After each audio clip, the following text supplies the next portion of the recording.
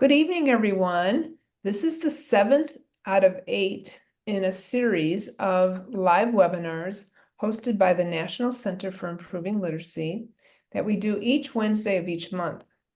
These webinars are based on articles of the National Center Improving Literacy published in the Reading League Journal as part of their Educator Tools series. This webinar will focus on best practice for how to use an infographic to learn about the critical role of phonological awareness. Tonight, we have the pleasure of having Deborah Lynham, who is currently pursuing our doctoral degree in childhood studies at Rutgers University, Camden, while working as a graduate assistant for the NJ Tiered Systems, I think that's New Jersey, Tiered Systems of Supports for Early Reading Initiative at the Graduate School of Applied and Professional Psychology. After more than a decade of working in the nonprofit sector at organizations such as the New Jersey Statewide Parent Advocacy Network, Learning Ally, and AIM Institute for Learning Research, Deborah returned to school to pursue her research interests in literacy, learning disability, and educational policy. She serves on the Family Engagement Advisory Board for the National Center on Improving Literacy and recently received an appointment on the U.S. Department of Education's Regional Advisory Committee for the Mid-Atlantic region. A passionate advocate for children's literacy, Deborah previously chaired the New Jersey State Special Education Advisory Council and served on the New Jersey Department of Education's Dyslexia Handbook Committee. She is a certified Orton Gillingham teacher, a founding member of the parent-led grassroots movement Decoding Dyslexia, New Jersey, and a board member of the International Multisensory Structured Language Educational Council and the Reading League, New Jersey. Deborah resides in Haddon Heights, New Jersey, and is honored to have been accepted to the 2025 Eagleton Graduate Fellowship Program in Politics and Government with a designated Governor's Executive Award. Thank you so much, Deborah, for joining us tonight. Take it away. Thanks, Donna. So the National Center on Improving Literacy is a federally funded national comprehensive center established by the Every Student Succeeds Act, ESSA, in the fall of 2016. It's jointly administered by the Office of Special Education Programs and the Office of Elementary and Secondary Education at the U.S. Department of Education. NCIL is a partnership among literacy experts, university researchers, and technical assistance providers, specifically the Center on Teaching and Learning at the University of Oregon, the Florida Center for Reading Research at Florida State University, and RMC Research Corporation. Our mission is to increase access to and use of evidence-based approaches to screen, identify, and teach students with literacy-related disabilities, including dyslexia. My name is Deborah Lynham. You heard that big intro, but I'm very happy to be here with you this evening to talk a little bit about the potential for using some of NCIL's materials, such as the infographics and toolkits that you're going to see this evening, in your local settings for both educator or family engagement purposes. After the session, I hope that you'll be increasing your understanding of phonological awareness, as well as your ability to effectively recognize instructional practices in teaching phonological awareness skills to prepare early readers. I also hope that you'll leave with insights into how infographics and other resources produced by NCIL can be used to promote awareness and knowledge of evidence-based literacy practices in your local settings. Engage in this evening's session with an eye and an ear for how these materials may be useful in your professional learning communities, as coaching supports, or even as tools to discuss with families at things like school literacy nights. So let's get started talking about phonological awareness. So phonological awareness is a broad term, and it refers to the ability to think about and be consciously aware of the sound structures in spoken words. Phonological awareness is like an umbrella, like you see here, and under this umbrella lives a range of skills from phonological sensitivity, which are those larger, more noticeable sound units, to phonemic awareness, which are more discrete individual sounds in words that we call phonemes. So the resource that you're seeing here on the screen is the NCIL infographic that's titled Phonological Awareness. What is it and how does it relate to phonemic awareness? So if you'd like to download this resource for later use, you can find the link in the chat. You're going to see these links going in continually through the night as I introduce some of the new resources that are available. So now let's discuss this range of phonological awareness that falls under the umbrella. So here you see phonological sensitivity. This includes those larger sound parts in words, such as recognition of word level sound units, such as rhyming, so bat, cat, hat, alliteration, the bold big brown bear, and sentence segmentation, such as knowing that the sentence, I see the dog, has 4 words. It also includes recognition of syllables. So the word baby can be segmented into 2 syllables, baby. And conversely, blending the syllables exercise produces the whole word unit exercise. Phonological sensitivity also includes onset rhyme units. An onset is the initial consonant, consonant blend, or consonant digraph in a syllable, and the rhyme is the vowel sound and the remaining phonemes in that syllable. For example, in the word map, the onset is and the rhyme unit is ap. As I mentioned earlier, since these are larger sound units, these may be units that are a little bit more noticeable to your young students. Phonemic awareness is the most advanced phonological awareness skill. It involves the ability to identify and manipulate the individual sounds in spoken words. So remember, these individual sounds are referred to as phonemes. Early readers must master the ability to recognize the phonemes in spoken words, in addition to recognizing letters in printed words.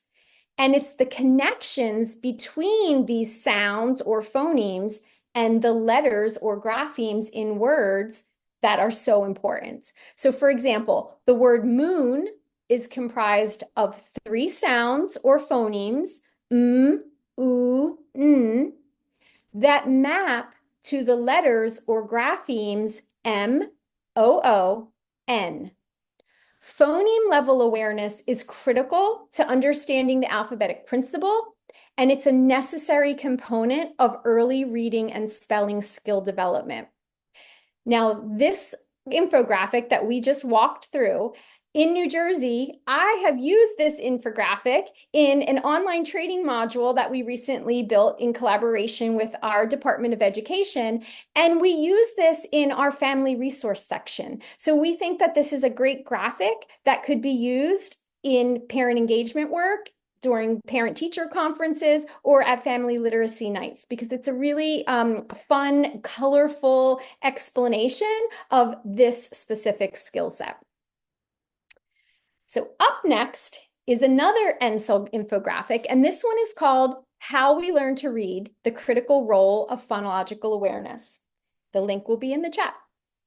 So students learn to identify the sounds or phonemes in words and build their phonemic awareness best when instruction explicitly connects phonemes to the graphemes they represent. These graphemes may be single letters or letter combinations, and it's this mapping that's the essence of the alphabetic principle.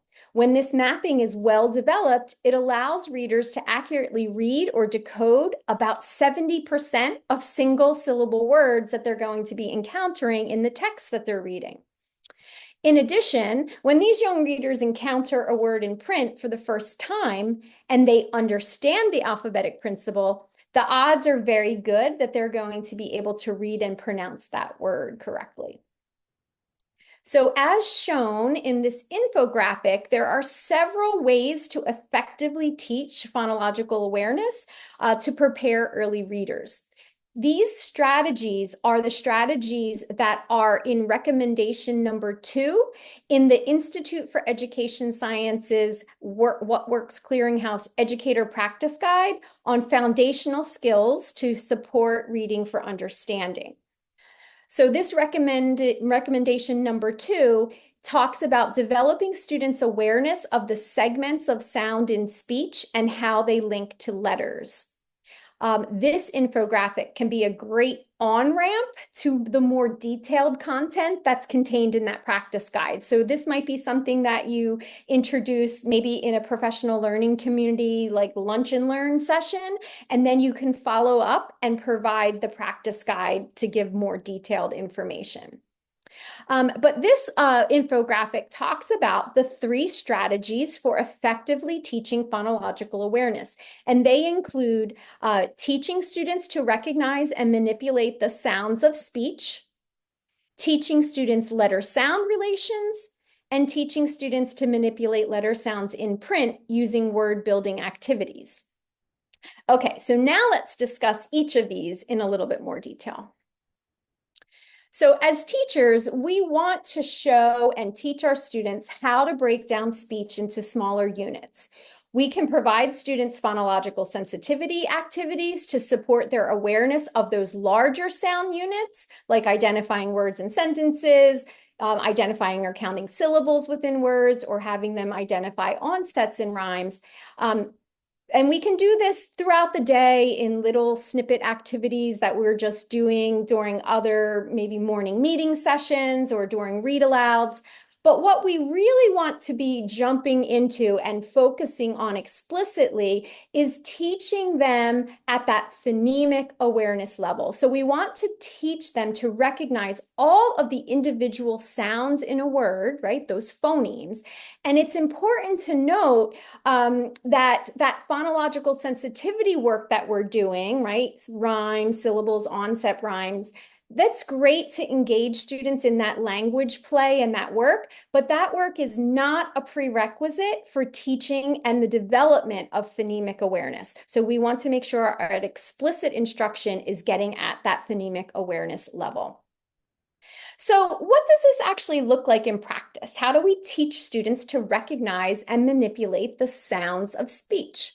So to get us started, students can practice recognizing and isolating the sounds in words by using Elkin sound boxes or by sorting pictures. Students can use Elkin boxes and colored discs to mark the unique sounds that they hear in words. And then additionally, students can even sort picture cards that are based on the beginning, middle, or ending sounds of the word in each picture that you're targeting. So for example, you could ask students to match pictures that begin with the initial sound, and students would look at their selections and might match fan, fox, and fish. Now let's review an activity using those Elkin sound boxes for specifically teaching phonemic awareness. So here is where you're going to have students use those sound boxes to mark the phonemes in selected 2 or 3 phoneme words of your choosing, such as a word like fan. Okay, so you'll provide each student with a set of the Elkin boxes matching the number of phonemes in the selected word. And you're going to place a colored disc over each box and then tell students to repeat the word slowly, pulling down one disc into each box for each unique sound that they hear in that word. Then the students are going to run their finger under the boxes with the chips or the manipulatives in it from left to right as they blend those individual sounds together and say the word fan. If students are using those colored discs, try to select words featuring consonants that are produced by creating a continuous flow of sound, right? So those sounds like sounds that you can hold continuously until you run out of breath. Words that feature those continuous sounds are a bit easier for students to elongate as they identify those unique phonemes in words. And it's recommended to use words with these types of continuous sounds initially as you're working with students. And then as they gain skill in doing this work with the sounds in words, you will see that they'll gain the ability to recognize sounds that even aren't continuous. So that's just a little on-ramp for them, those continuous sounds that they can hold. We're also going to want to be sure that we are teaching students about the letter sound connections. So everything that we just talked about, you'll notice was just on the sounds level, right? Where there's just some quick activities that are revving up that sound processing system. But we want to make sure that we're then immediately in close contact, quickly connecting those sound activities to the letter sound relationships. So we can begin the first encounter in print, showing them the consonants and the short vowels that match to those sound chips or units that they were using in their Elkin box, or maybe even talking about the first letter that's in those picture cards that they're matching. So it's helpful to teach these letter sounds in the context of words where letters represent their most common sounds. So for example, you'd want to teach the a relationship in a word like bat versus the sound that that A would represent in a word like was, right? Because that sound of the A gets a little bit distorted when it's positioned after a W in a word. So you'll want to be careful about your word choice to make sure that you are giving an example word that represents the sound's most common sound. And then after you do that kind of initial work, we can focus on teaching more complex letter sound relationships, such as consonant blends and digraphs and other predictable but more complex patterns, maybe even vowel digraphs or words with long vowel, silent E patterns. So you'll see you'll want to have a good scope and sequence for introducing those letter sound relationships. So what does this look like in practice? A strong instructional routine to teach students letter sound relationships might look something like this. So after warming students up with a few words that begin with the sound in types of activities that we just talked about, so after warming them up, you may ask questions like, what sound do you hear at the beginning of the word fig? Students would reply, F. You might have your picture cards out. What sounds is beginning of this word? Once you do that kind of warm up, then I would introduce the name of the letter and show the symbol, right? The letter F, and say to the student, this is F. Then I'd give students a picture that represents the sound with a brief keyword or even a backstory that can act as an anchor or a memory aid. So after warming up the sound and then this is F, I could say F spells like the first sound you hear in fan. And then finally, I'd have students practice demonstrating their letter sound understanding by identifying the sound and writing, right? Get some handwriting practice in, handwriting the letter in a practice situation. So as they're practicing their letter formation, they would be saying F, fan. Okay, so this instructional routine could also begin by introducing sounds first. It could work with introducing the letter form first with the name of the letter, depending on curriculum that you're using. I tend to always want to do that little warm up of the phoneme first because I think it's really helpful to go from that sound, phoneme into its grapheme. But programs are different. They tend to these things differently. Good early literacy instruction also provides opportunities for students to review recently taught letter sound relationships over time. So you want to make sure that there's lots of practice of this mapping happening so that students can better remember and then more fluently identify and produce them when they need to in decoding and spelling words.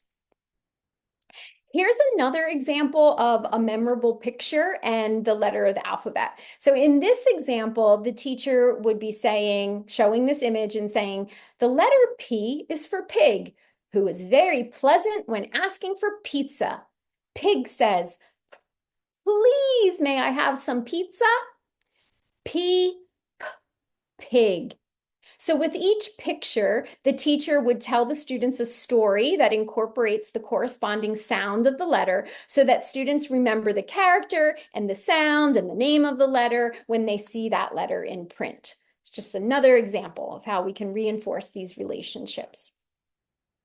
So once students have learned several letter sound relations, the Elkin box mapping exercise that we did with just the chips earlier can be repeated. But now, instead of those manipulative chips, we can have students pull down letter tiles or write the letters in the Elkin boxes instead of using just the discs. So you'll be selecting words that contain letter sounds that students have already learned so that they will be successful in mapping the printed letter tiles to the sounds in the words that you're giving them in this activity.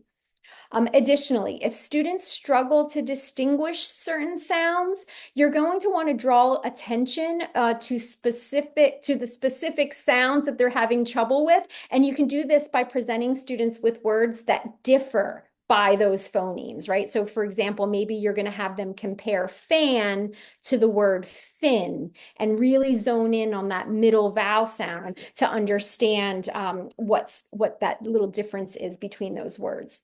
So eventually, as you're doing this work and having these activities incorporated into your instruction, you're going to want to have students writing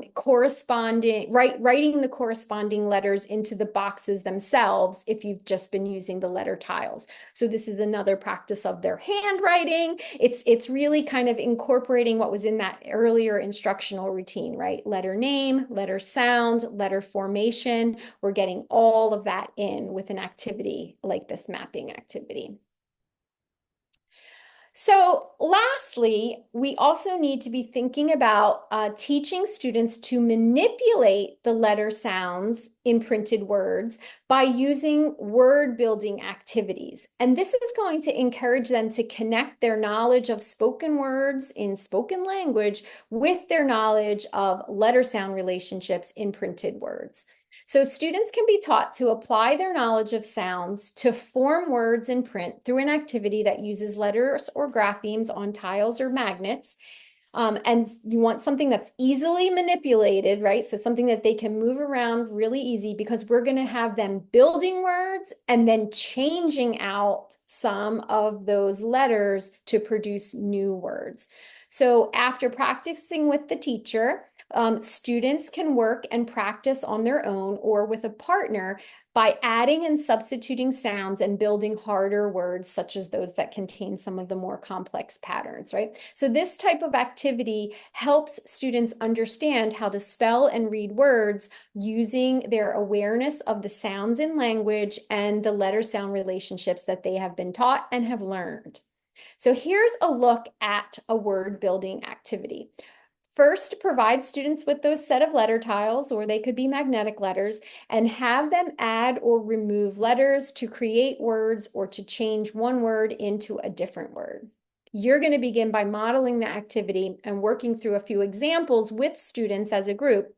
And then you're going to have students work with a peer and then work independently so that they are getting this practice with adding single missing letters to build CVC words. So for example, in this little example up here, the F and the N are presented to the student, but you're going to have them add in the A sound.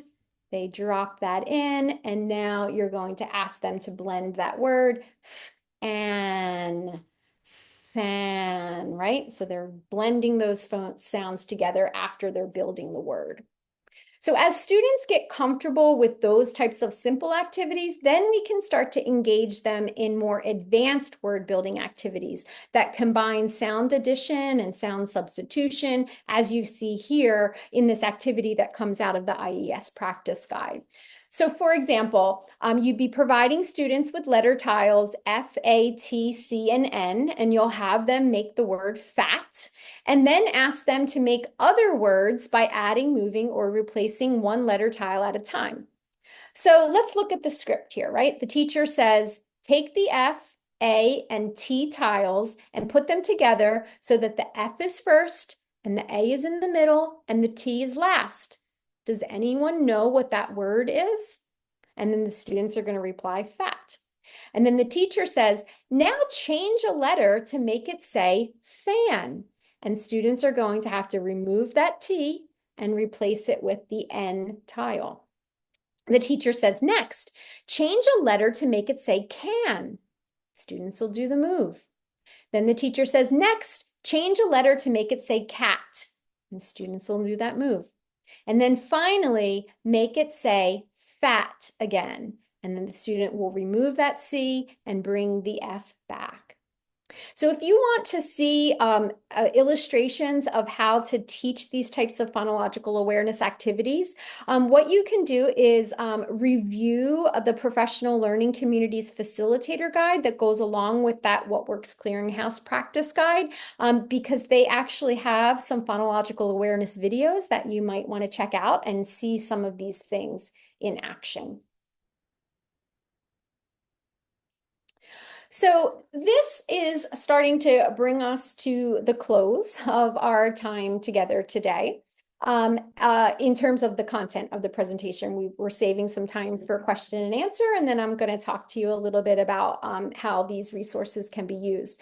But what I want to show you here is one last resource that is in the NCIL repertoire. This one is an online implementation toolkit, and it's called Phonological and Phonemic Awareness.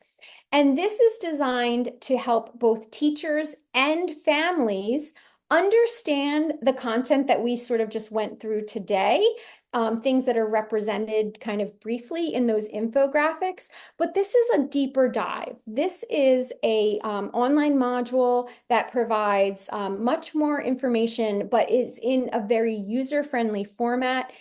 It's accessible to parents. I was a member of the Family Engagement Advisory Board when we were reviewing toolkits.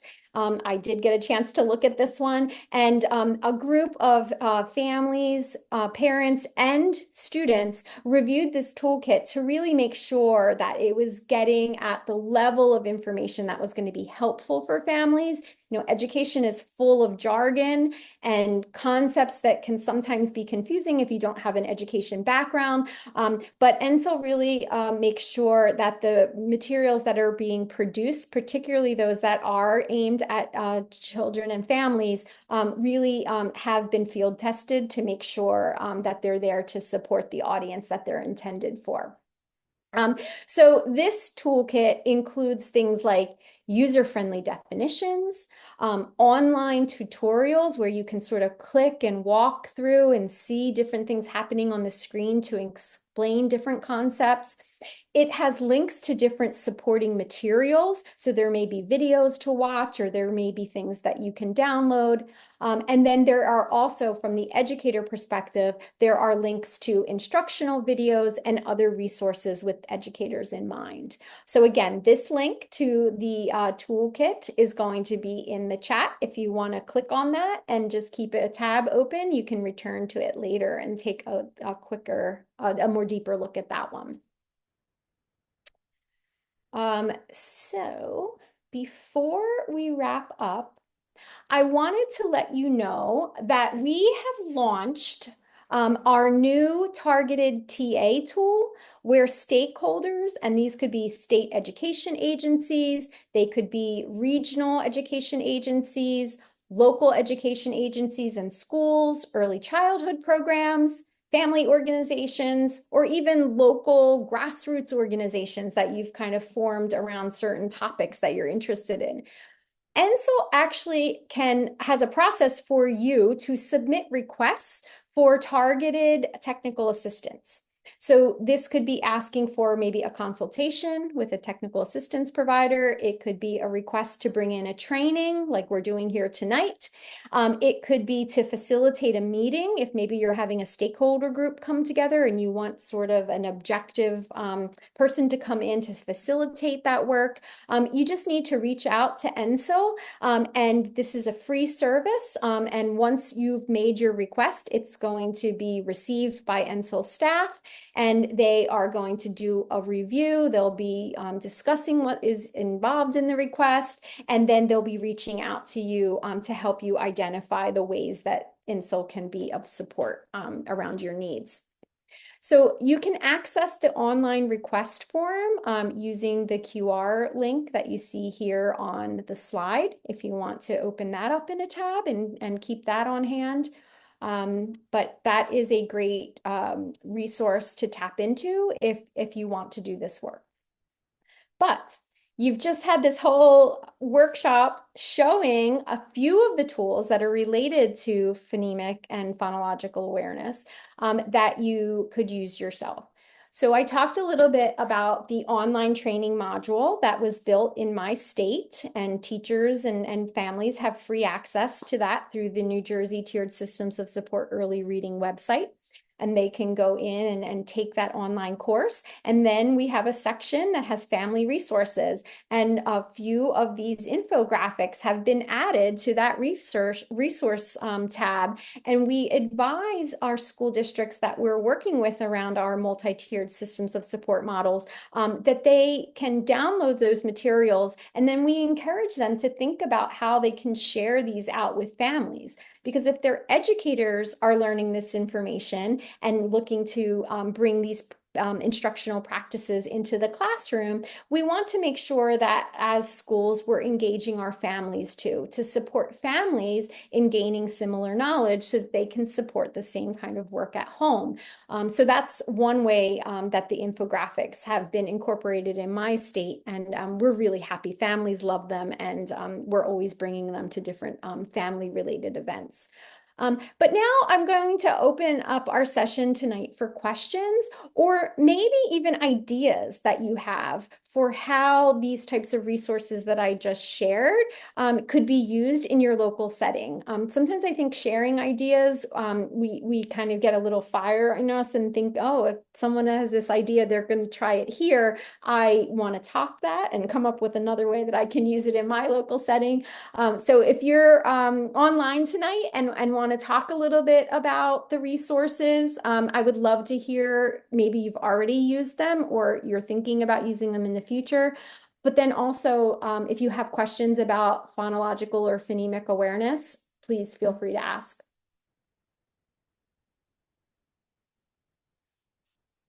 Uh-oh, crickets. Thanks, Deborah. I'm not seeing any questions come into the Q&A right now.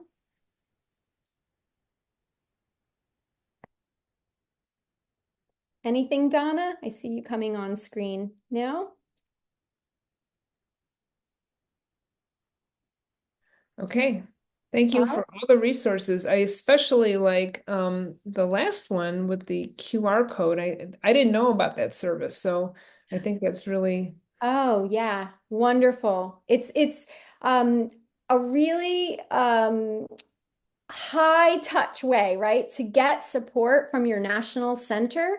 I recommend any of those group of stakeholders that I listed in that long list, like check it out, see what you can right. bring into your local setting, because NCIL has a wonderful lineup of technical assistance Correct. providers that they'll match for you and really bring the resources in that you're in need of. And I think the other resource that's underutilized, I guess, would be the IES.ed.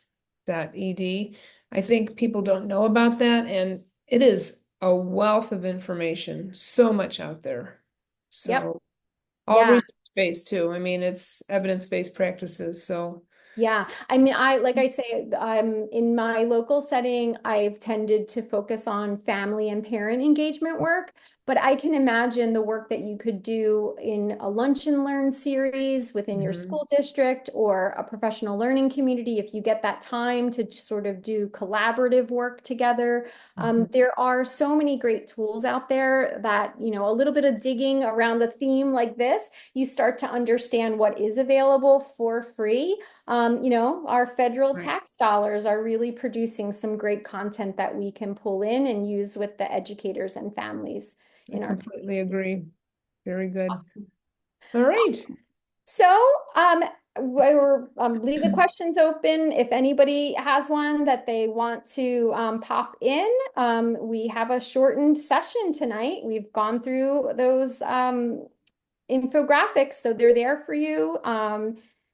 What we're going to ask for anybody that has joined us this evening, or if you're watching this on repeat later, if you'd please take a moment to scan the QR code here. I believe that the link is also going to be put into the chat if you're live with us tonight. Please take a moment to fill out this brief evaluation form. It is very short, but the information that we collect allows us to inform future material development and also, confirm that people find these types of resources helpful. Very good. Okay. So thank you so much for joining me today for this brief session. We hope you're able to join our last session in the Educator's Science of Reading Toolbox series on December 4th. This one is going to be another one of these sessions about using NCIL resources. Specifically, the title is Using an Infographic to Learn About Structured Literacy. So that one is sure to be a good one. So check that out. Very good. Yep. Thanks again. So be sure to stay connected to us on social media. We have YouTube videos that you can, a YouTube channel that you can check out some videos on, and you can always email us at ncilliteracy@gmail.com and consider signing up for our newsletter. You can do that through our website, improvingliteracy.org. And thank you again for coming out. Thank you, Deborah. Good night.